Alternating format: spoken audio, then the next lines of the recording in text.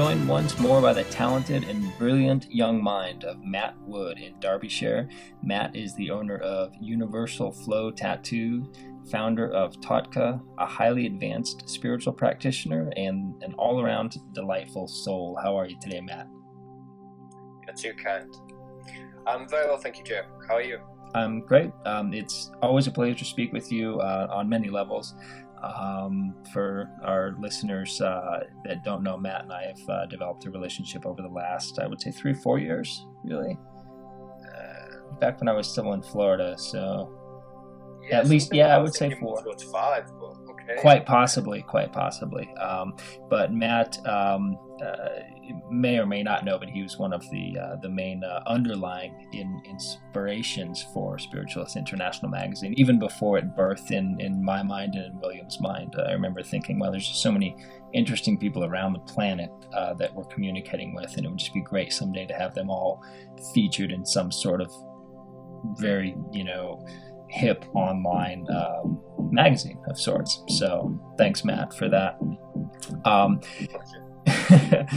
To get right into it, Matt, as an established tattoo artist, can you tell us about the spiritual value of art and the need for creativity in our lives? So personally, I look at art as an expansion of what we do every day. When we communicated through email and decided to create this podcast, we're creating in the same way that we create when we make art. Art's just, you could say a more elaborate version. I don't know. I prefer just to see it as a different version. Mm-hmm. So I think when we engage with this, we're definitely a lot, we center within ourselves. Everything becomes a lot more still within. I was having a chat with my mum quite similarly to this the other day. She came home from work, things were a little hustle and bustle, she had a stressful day, so the dogs and the cat moved straight out of her way. They didn't want anything to do with it. Yeah. She started making a meal, which is then when she winds down, she gets into her own flow, and then everybody comes around, and the dogs, the cats, all the family, everybody wants a piece of her because she's still inside herself, so she radiates that outwardly. Right. Well, that was my perception of it. Mm-hmm. And whenever I talk to other tattoo artists in general, there's definitely something about having a painting night together or tattooing within each other's environment. You're feeding off of each other's creative atmosphere. I think that you could see it as a more detailed version of what we do every day, in the sense that right now we're feeding off of each other's creative environment. Mm-hmm. They are. I'd say they are quite similar, to be fair. Just like I say, slightly different versions. Yeah, I think that sums that up really nicely. Kind of a refined version of our divine expression of sorts. Matt, this is, as I explained to you, you're the third out of 3 artists all around the globe that we ask the same set of questions to, and I'm really interested to get your opinion on this, particularly in the UK. But we clearly exist in a world today that recognizes the more logic-based forms of operating. We see this directly in our education programs, particularly I know in the United States, where far less attention is given to the arts than the more logic-based studies of science and mathematics.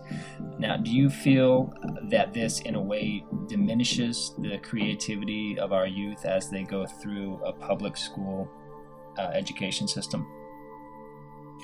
In a way. I kind of see it as you naturally yearn the opposite. In the sense that I live in quite a cold country, so right. Whenever I have the opportunity to experience a warmer climate, I leap at the opportunity. Mm-hmm. I think definitely it's quite a logic-based male sort of society, male-dominated society, as a lot of readers are probably familiar with the whole right brain, left brain concept. It's an opportunity to express that creativity, the left brain, the female aspect of it.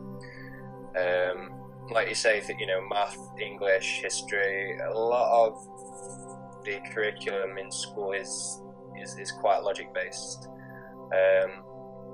So I think it's almost like, I quite identify logic and the masculine way of thinking with, the A to B route. That could be seen as the ego, the physical, the yang, and then the Perfect. artistic, spiritual, creative expression would be the yin. I know it's not so cut and dry as that, both work together. For example, in tattooing, me and the guy I work with particularly, we kind of speak about the drawing process as the creative process. Then when it comes to the tattoo, you're doing the procedure. That is the logical side of things. So it's almost balancing, the spiritual beforehand, then following through with the physical, the masculine side of things. I think that's a fantastic analogy, because I really, my background is in songwriting, but I compare it to the same thing. Just like creating a song, you have to channel into something, divine, or you have to get an intuition, a feeling, an inspiration, and then recording it. It's work, to be in a real studio and making a production. That's definitely, male-driven, active, forceful process. It's less creative. The creativity's done, and then you have to go make it. So that's very well said. And I kind of relate that, I see how that relates to every day, because we have an idea, and then we vocalize that. So the act of turning it into word is the masculine side of things. The idea itself is the spiritual, the feminine side of things. Yeah. So as you say, it's all connected. It's the ideas complement each other. But I think it's massively reflective of the union that's happening with science and spirit. A lot of these new age sciences, things that are a bit more modern, moving out of the old paradigm, as they're becoming more popular and integrating more and more with the logic-based system, more of these intuitive ways of life are coming about, and they're being utilized a lot more because they're having a stronger basis in today's modern life. Yeah, very well. You went through the school system, obviously, there in the UK. As a really a gifted spiritualist, but an artist, did you have to struggle a little bit to keep art as an active part of your life? I mean, was it shut down, or was it always something that lived within you, and it didn't matter what your exterior environment was sort of forcing you to study or learn or excel in? I would say both of those apply, yeah. For myself, school was more the sociological side of things, learning how people work, how the interactions between social groups work. Yeah. I see myself as learning more and being more expressive since I left school. So drawing, I kind of knocked on the head a little bit in the younger years of school. I picked it up again towards the end. But I always knew it was something creative. That's always when I felt good, whether that's music, song, conversation, music, art, conversation. Right. Yeah, you're a musician as well, so yeah, you're tied into all those forms of self-expression. But again, I think that's something that, my school years were quite logic-based. Everything was very logic-dominated, so there wasn't as much time for, the opposite side of things. Thinking quite differently in school was not best. It wasn't done that much. Right. Well, one thing that I was talking about Stacey Branch with in Los Angeles is that it's not the arts, visual and performance arts, aren't as much encouraged in school systems, because in reality, at the end of the day, the fact is you stand less of a chance at a livelihood, in the real world. And that, again, I always make a point to say that's not necessarily a bad thing, but it is the reality of it. It's like the cold hard facts, that odds are, unless you're really good or really creative, you stand to be less economically stable in today's world. Yeah, definitely so. I was always interested in animation, and I think that reflects a lot in the work I do today. Right. But at the age of 13, I realized, if I would like to work for DreamWorks, for example, that was something that I couldn't quite fathom the end result. And at that age, I didn't have enough trust in my intuitive side to go with it. So like I say, I learned the logical way. I learned that way when I was at school, and then when I finished school and, then had to put pedal to the metal sort of thing. Yep. Art then became something that I wanted to get back into. And then tattooing, I knew that it wasn't something that I had to go to university for. So I knew it was something that wasn't going to take as long for me to get myself prepared and get into. Yep. And then did you soon thereafter, just on a personal level, soon thereafter open up your tattoo shop, or did it take a couple of years to, hone the skill, get the business contact, get the location together, get your business mind together? Yeah, I mean, it took years.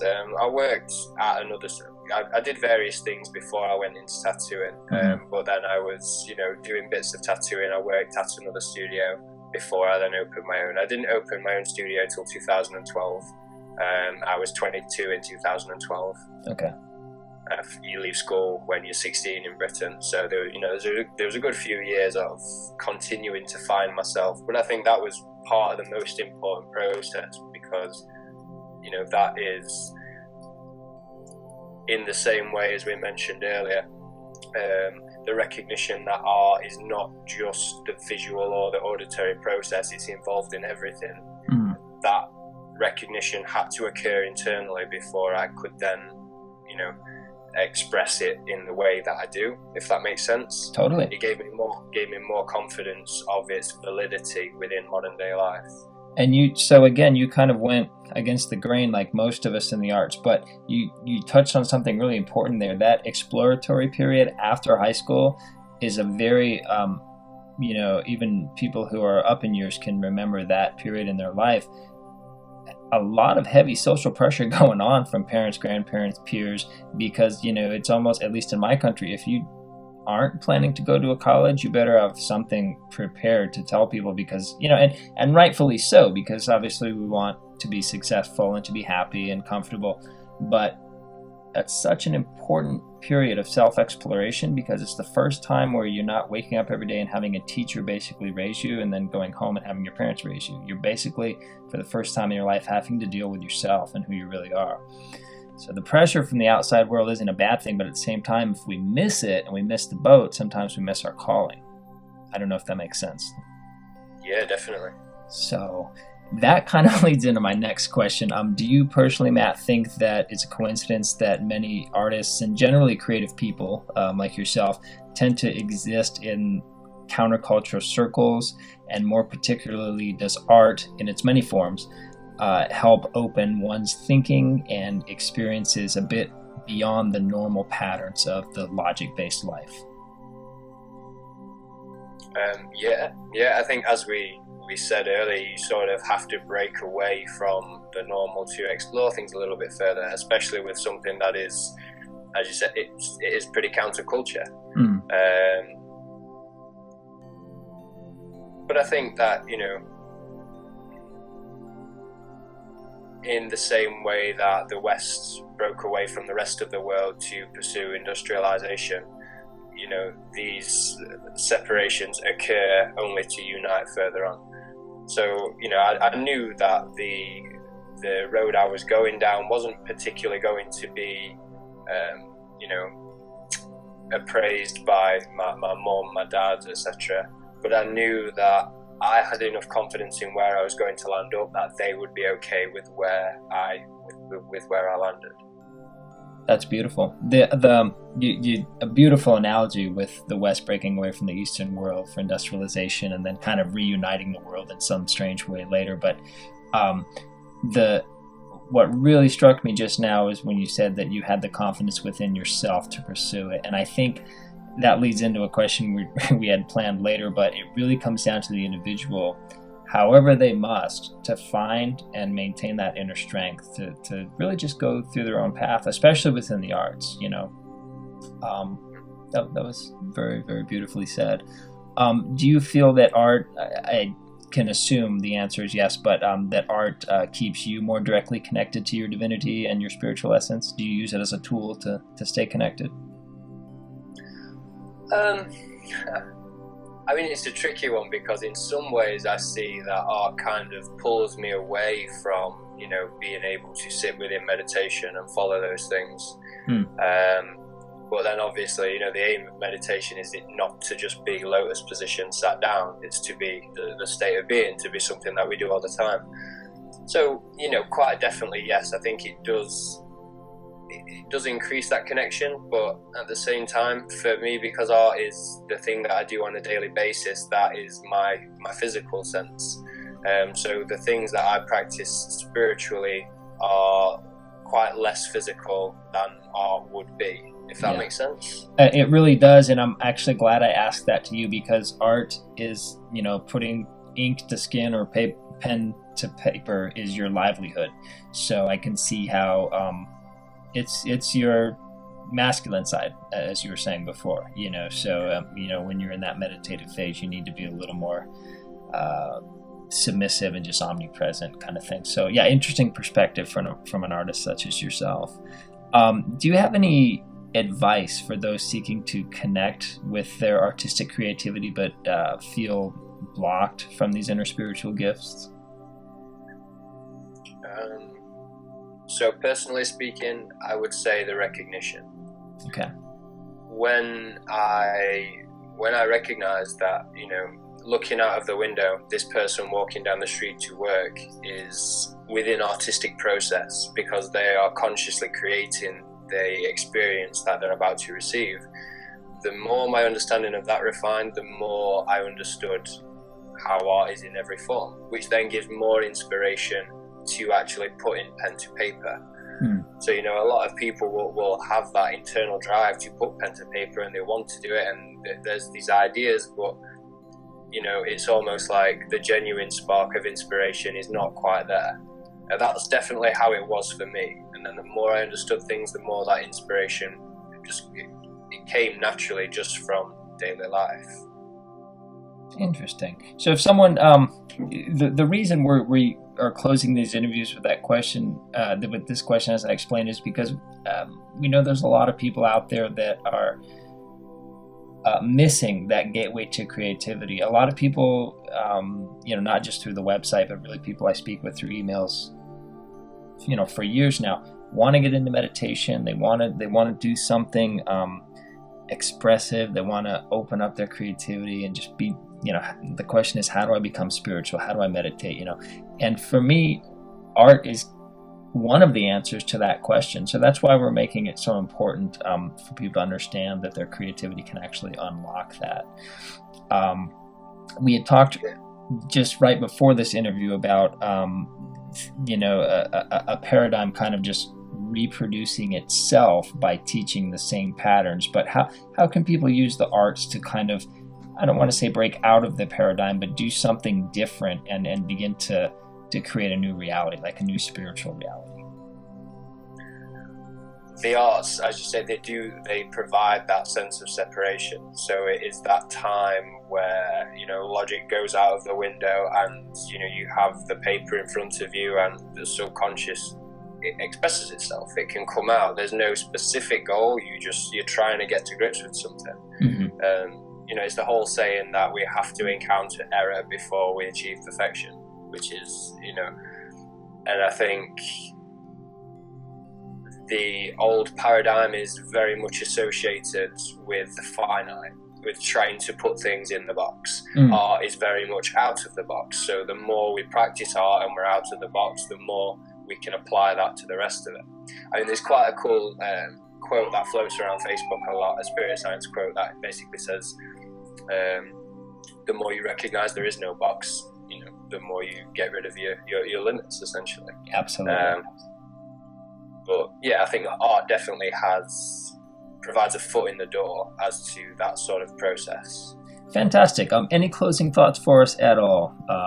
Give us your website as well if you want to talk about that. Anything at all you want to share with our listeners before we let you go? I think just to touch on what you said then about the obviously not to put the logic base down at all, but as we start a sketch, just as you're going to start a song, the idea is not there entirely, and that the finite, the end product, the masculine side of it comes, and that's what you're striving for, that's what you want to achieve, but you have to let that feminine part come first. Yeah. yeah, I mean, definitely, I'm quite a fan of the logic-based way, but it's the balance between the two, isn't it? Obviously. Yeah. I don't actually have a website. We mainly use a Facebook page. We had a website, but it wasn't, as active as the Facebook page is. There's more interaction with that. But it's Universal Flow Tattoo. Just type it in on Facebook. Perfect. Yeah, you guys can see all of Matt's artwork there. Awesome stuff, by the way, Matt. You've sent me, sketches, drawings, tattoos over the years that have just every time they blow me away. So keep up the great work, and keep making people's body beautiful with the colors. Thanks, and all that. All right, have a great day there. And see you, Joe.